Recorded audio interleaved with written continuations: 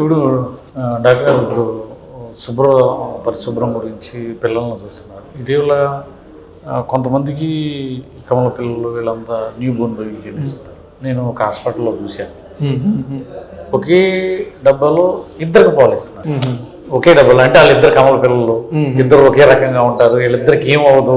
క్యాజువల్గా చెప్తున్నాను నేను, అలా ఇవ్వచ్చా, మనం చెప్పొచ్చు చెప్పకూడదని మనకి ఎందుకు లేని నెలకొండ. కానీ అక్కడ హైజీన్గా ఉండాలి అనేది పలకరించే వాళ్ళు వస్తుంటారు, పద్దాక గదిలోకి వెళ్తుంటారు. వాళ్ళు ఎక్స్ప్లెయిన్ చేస్తే చెప్తున్నారు, ఇక ఈ డబ్బాలో ఇన్ని తాగుతుంది, ఇదే డబ్బా ఆయనకి ఇస్తారు. ఇలాంటప్పుడు ఒక అబ్బాయికి ఉన్న వ్యాధి కానీ ఇటు సంక్రమించే అవకాశం ఉంటుందా? 100% అండి. కమల పిల్లలు అన్నారు కాబట్టి చెప్తున్నా. మోస్ట్ ఇంపార్టెంట్, కమల పిల్లలు కొట్టి మొదలు అడుగుతారు, నాకు పాలు సరిపోవట్లేదు, కమల పిల్లలు ఇద్దరు పిల్లలు ఉన్నారు కదా, ట్విన్స్ ఉన్నారు, నాకు సరిపోవట్లేదు. కానీ అది రాంగ్ అండి. సో ఎప్పుడన్నా భగవంతుడు 2 పిల్లలు ఇచ్చారంటే ఇద్దరికి సరిపడా పాలు ఇస్తారు. So breast feeding is the best feeding. Okay, so తల్లిపాలు అనేది తల్లిపాలను మించింది ఏం లేదు.